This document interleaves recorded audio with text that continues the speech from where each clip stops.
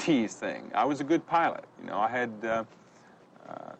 a lot of pride in my ability to fly.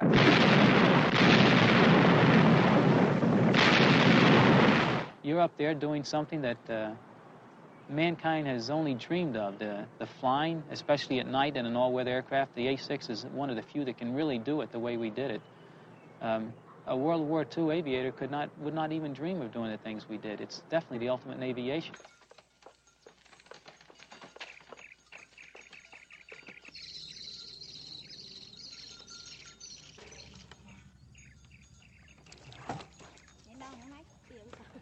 Almost everybody has blown off firecrackers. The thrill you get when you see something explode as a child, or even as an adult almost. You put something in a can and watch the can blow up or blow up in the air.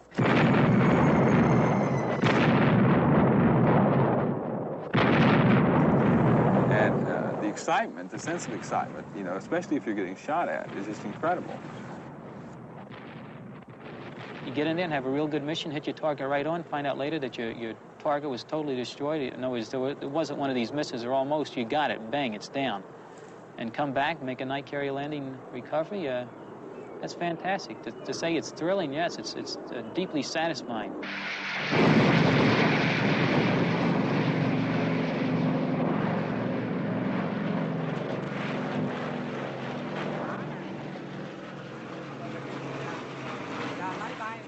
The planes again. Are they American or Vietnamese?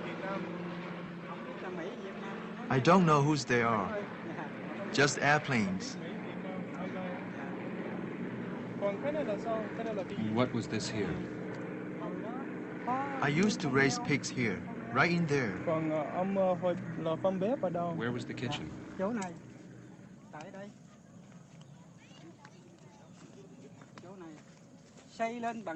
The kitchen was here. We built it with bricks. This was the floor, and this was for the heat. What's that? That is the bomb crater.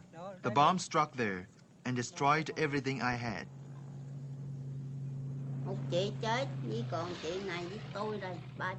An older sister died, and I have another older sister left. Yes, there were just the three of us, but then one died, and I'm supposed to live in a house over there. But now it's just a heap of rubble. How old was your sister? 78. What did she die of? Bombs. Bombs were dropped here the other day, and they killed her.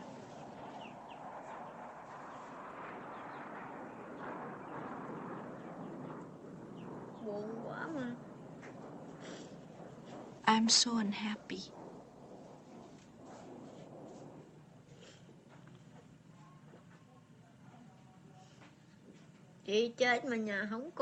My sister died and I've got no home left. I've moved in with my sister here. I've been wounded.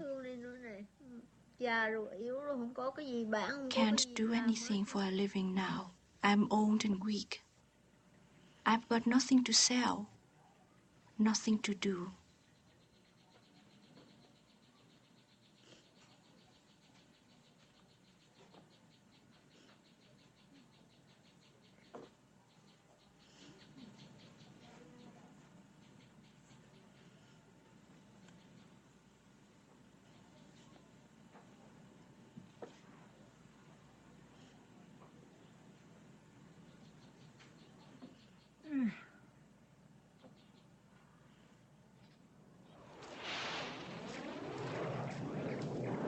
You really just don't have time for personal thoughts when you're up there flying around at 500-600 miles an hour. You might call it an electronic war in a certain way. I didn't have time to think about anything else. If you wanted to later, you might. But it was all business. It's just strictly professionalism. We had a job to do. We went out and we did it. Never could see the people. You know, you never could see. Occasionally you saw the houses when you were bombing around a village or bombing in a village. You know, you never heard the explosion. You never saw any blood or any screams. It was very clean. You're doing a job. You're an expert at what you do. I was a technician.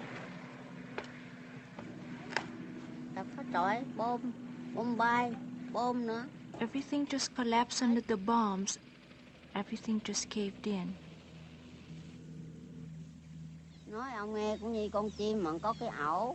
It's like a bird and its nest. The way things are with the house in a rubble. The bird comes home and finds no nest. Where am I to find a place to sit and work for something to eat? Even a bird needs a nest it can go back to, crawl into for sleep and food.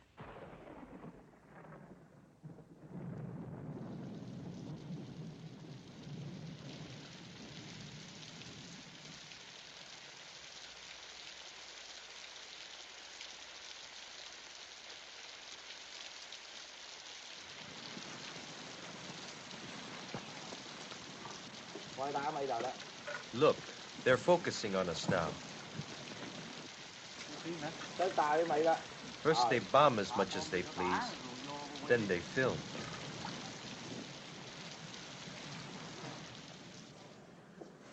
Nous avons lutté contre les Chinois pendant 12 siècles.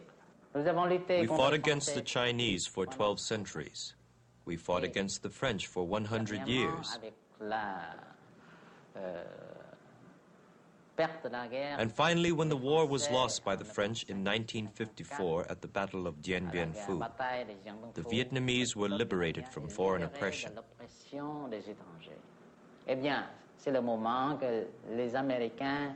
But it was at that precise moment that the Americans came to Vietnam, little by little at first, then more and more as an invasion of the American army. 500,000 of them in Vietnam. And this war became a war of genocide. The people of North Vietnam and South Vietnam fight only for freedom, independence, and national unity. This war is a war against the American imperialists. This is our war for independence.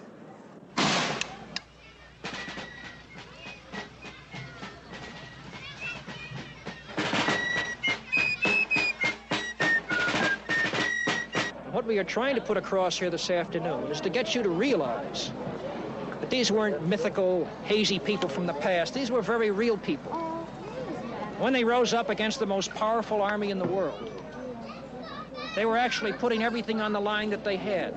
Their homes, their wealth, their past, and their future.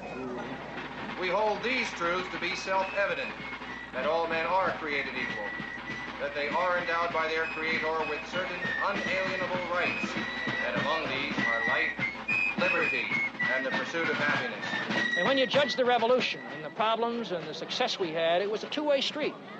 A good many of the citizens at the time of the revolution actually stayed and fought with the British. It was close to being a civil war in many areas. You actually split many families. Thomas Jefferson said the tree of revolution is, or the tree of liberty is, what, watered by the blood of revolution every generation. I think that's a little exaggerated, but there's some truth to that. The war had come to Westchester County, but so too had independence and a new responsibility. Well, men are getting killed, men are killing. That's the parallel. As far as politics, are you kidding? Oriental politics? Don't put me on, man.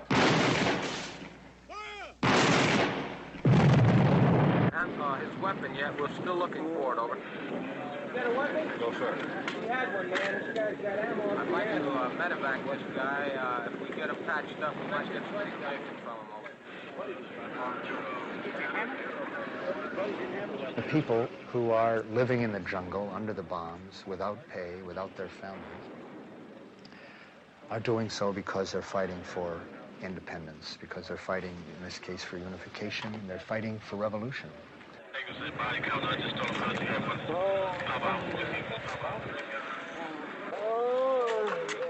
Of course, the name for a conflict in which you're opposing a revolution is counter-revolution.